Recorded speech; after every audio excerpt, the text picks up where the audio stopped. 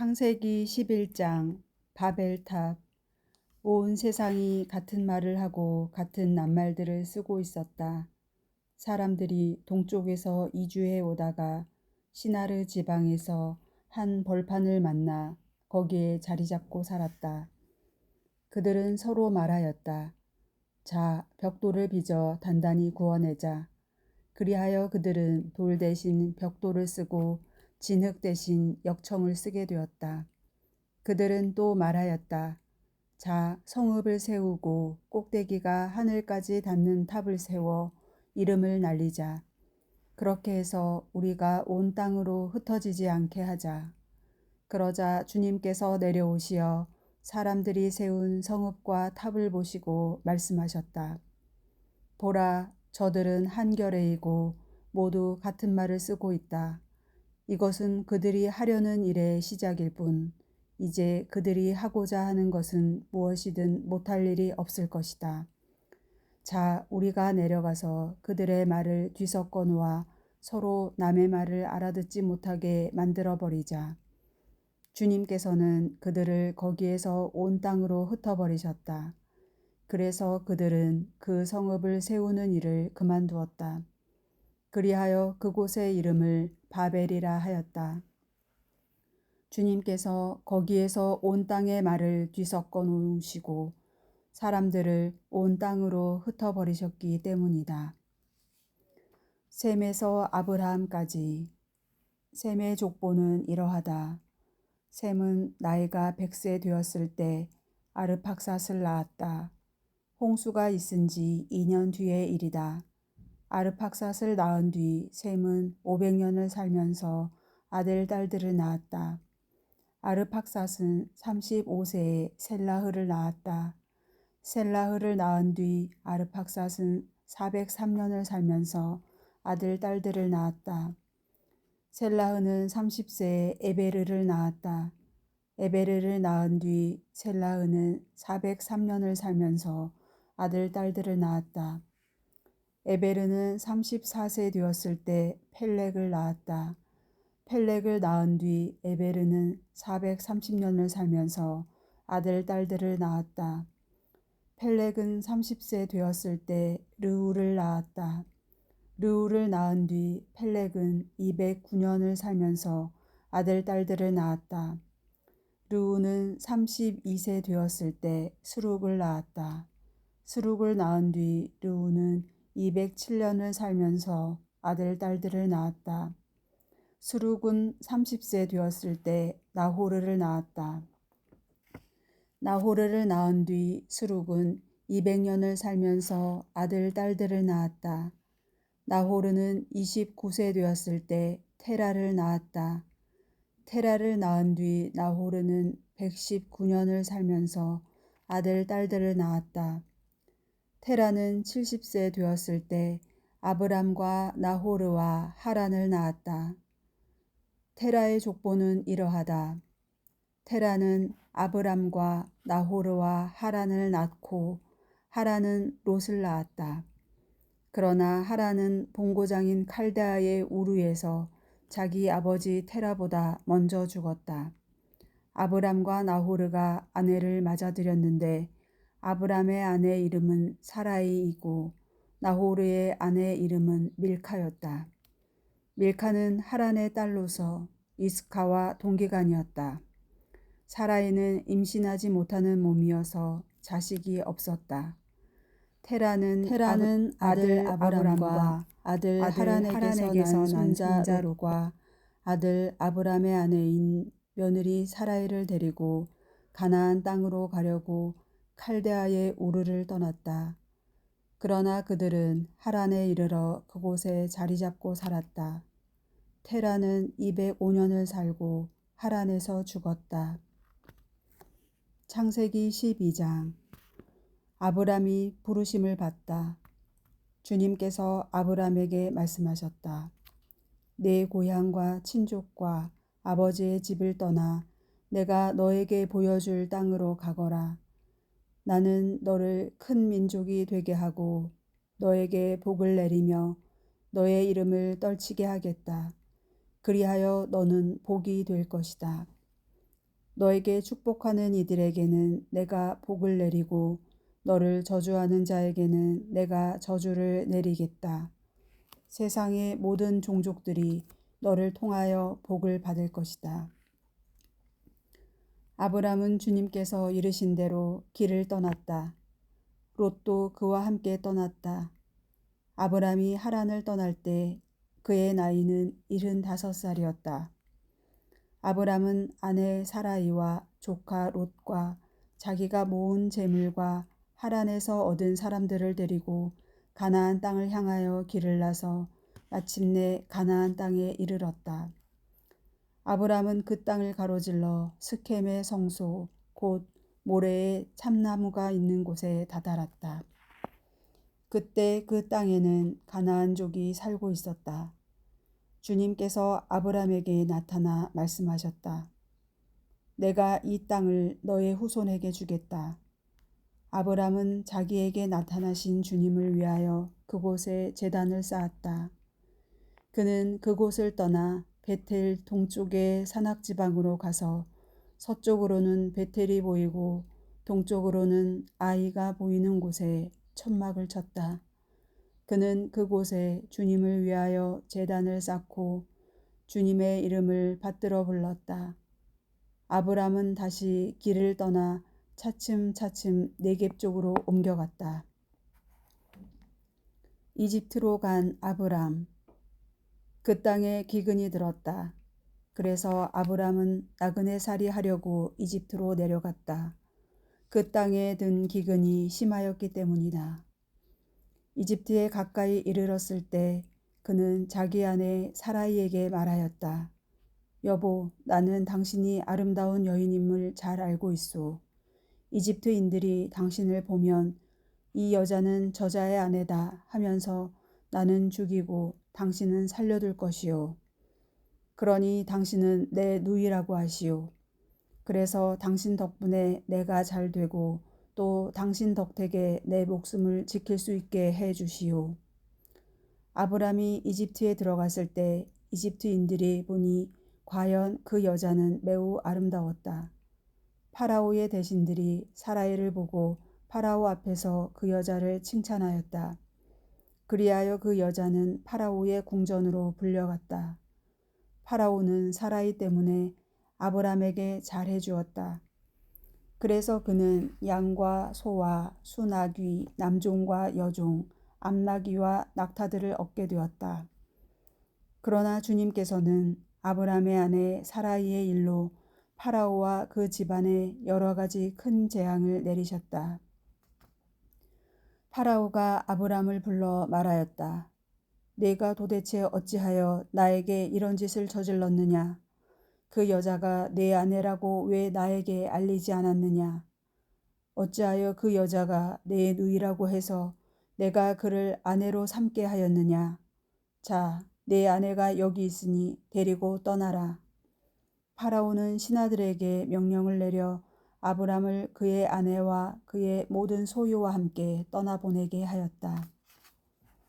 창세기 13장. 롯이 분가하다.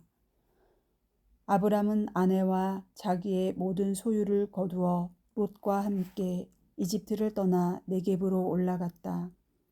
아브람은 가축과 은과 금이 많은 큰 부자였다. 그는 네겝을 떠나 차츰차츰 베텔까지 곧 그가 처음에 베텔과 아이 사이에 천막을 쳤던 곳까지 옮겨갔다. 그곳은 그가 애초에 제단을 만들었던 곳이다. 거기에서 아브람은 주님의 이름을 받들어 불렀다. 아브람과 함께 다니는 롯도 양과 소와 천막들을 가지고 있었다. 그래서 그 땅은 그들이 함께 살기에는 너무 좁았다. 그들의 재산이 너무 많아 함께 살 수가 없었던 것이다. 아브람의 가축을 치는 목자들과 롯의 가축을 치는 목자들 사이에 다툼이 일어나기도 하였다. 그때 그 땅에는 가나안족과 프리즈족이 살고 있었다. 아브람이 롯에게 말하였다. 우리는 한 혈육이 아니냐. 너와 나 사이에 그리고 내 목자들과 너의 목자들 사이에 싸움이 일어나서는 안 된다. 온 땅이 내 앞에 펼쳐져 있지 않느냐. 내게서 갈라져 나가라. 네가 왼쪽으로 가면 나는 오른쪽으로 가고 네가 오른쪽으로 가면 나는 왼쪽으로 가겠다. 롯이 눈을 들어 요르단의 온 들판을 바라보니 초아르에 이르기까지 어디나 물이 넉넉하여 마치 주님의 동산과 같고 이집트 땅과 같았다. 그때는 주님께서 소돔과 고모라를 멸망시키시기 전이었다. 롯은 요르단의 온 들판을 제 몫으로 선택하고 동쪽으로 옮겨갔다. 이렇게 두 사람은 서로 갈라지게 되었다. 아브람은 가나안 땅에서 살고 롯은 요르단 들판의 여러 성읍에서 살았다. 롯은 소돔까지 가서 천막을 쳤는데 소돔 사람들은 악인들이었고 주님께 큰 죄인들이었다. 롯이 아브람에게서 갈라져 나간 다음 주님께서 아브람에게 말씀하셨다. 눈을 들어 내가 있는 곳에서 북쪽과 남쪽을 또 동쪽과 서쪽을 바라보아라. 내가 보는 땅을 모두 너와 내 후손에게 영원히 주겠다. 내가 너의 후손을 땅의 먼지처럼 많게 할 것이니 땅의 먼지를 셀 수 있는 자라야 내 후손도 셀 수 있을 것이다.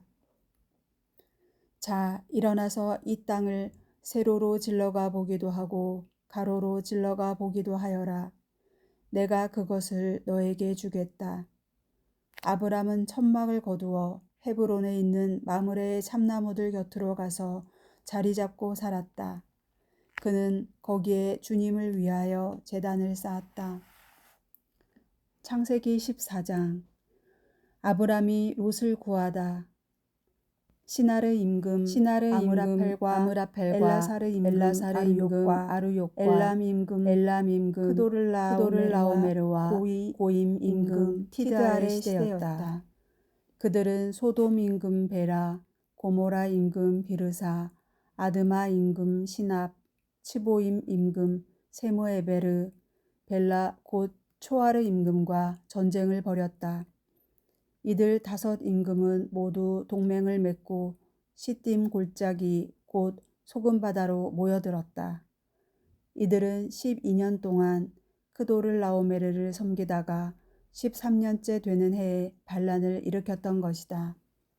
14년째 되는 해에는 크도를라오메르가 자기와 연합한 임금들과 함께 진군에 가서 아스타로 카르나임에서 라파족을 치고 함에서는 주즈족을, 사외 키르야타임에서는 엠족을, 그리고 세이르 산악 지방에서는 호르족을 쳐서 광야 언저리에 있는 엘파란까지 이르렀다. 그들은 발길을 돌려 엔 미스팟 곧 카데스로 진군해 가서 아말렉 쪽의 온 땅과 하차촌 타마르에 사는 아모리족까지 쳤다. 그러자 소돔 임금, 고모라 임금, 아드마 임금, 치보임 임금, 벨라 곧 초아르 임금이 마주 나와 시딤 골짜기에서 그들에 맞서 전열을 가다듬었다. 엘람 임금 크도를라오메르, 고임 임금 티드알, 시나르 임금 아므라펠, 엘라사르 임금 아르욕, 이 4 임금이 5 임금과 맞섰다. 그런데 그 골짜기에는 역청 수렁이 많아 소돔 임금과 고모라 임금이 달아나다 거기에 빠지고 나머지는 산으로 달아났다. 그러자 적군들이 소돔과 고모라에 있는 모든 재물과 양식을 가지고 가버렸다. 그들은 또한 소돔에 살고 있던 아브람의 조카 롯을 잡아가고 그의 재물도 가지고 가버렸다. 그곳에서 도망쳐 나온 사람 하나가 히브리인 아브람에게 와서 이 일을 알렸다. 아브람은 그때 아모리족 마므레의 참나무들 곁에 머물고 있었다.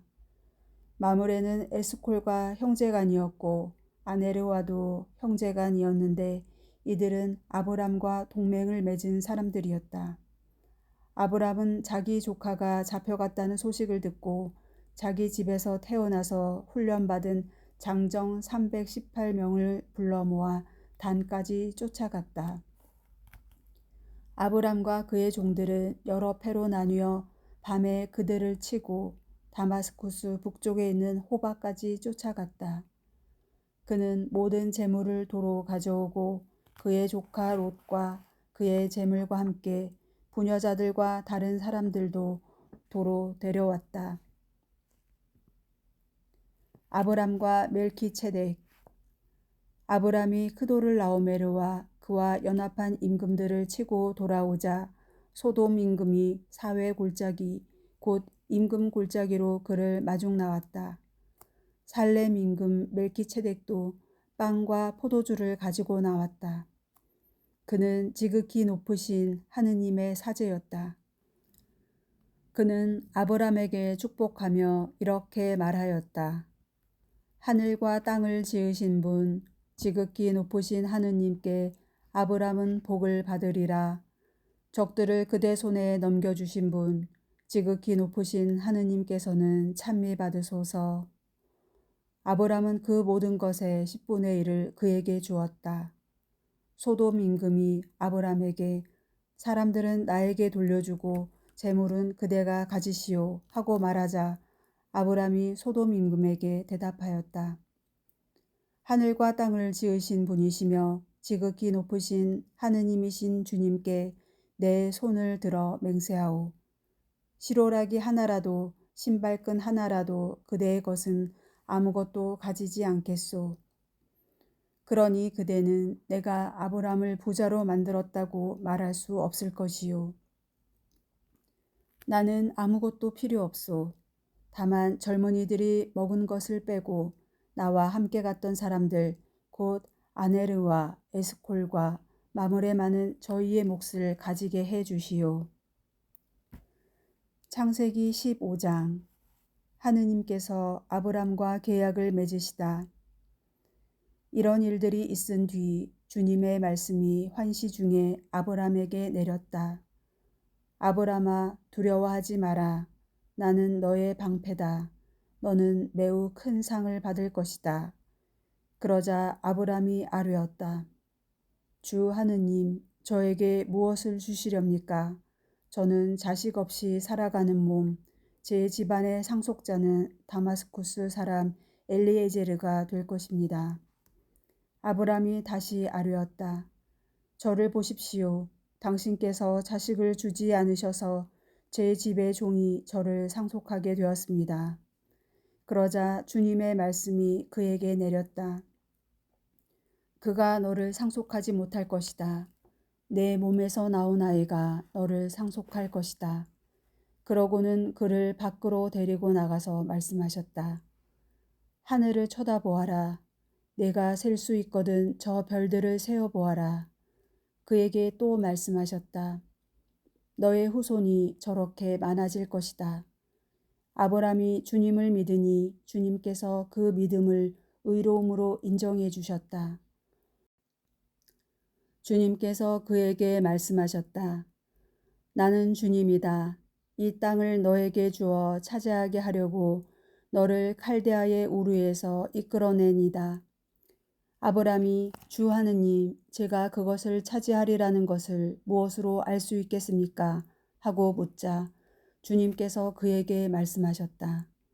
3년 된 암송아지 한 마리와 3년 된 암염소 한 마리와 3년 된 순양 한 마리 그리고 산비둘기 한 마리와 어린 집비둘기 한 마리를 나에게 가져오너라. 그는 이 모든 것을 주님께 가져와서 반으로 잘라 잘린 반쪽들을 마주보게 차려놓았다. 그러나 날짐승들은 자르지 않았다. 맹금들이 죽은 짐승들 위로 날아들자 아브람은 그것들을 쫓아냈다. 해질 무렵 아브람 위로 깊은 잠이 쏟아지는데 공포와 짙은 암흑이 그를 휩쌌다. 그때 주님께서 아브람에게 말씀하셨다. 너는 잘 알아두어라.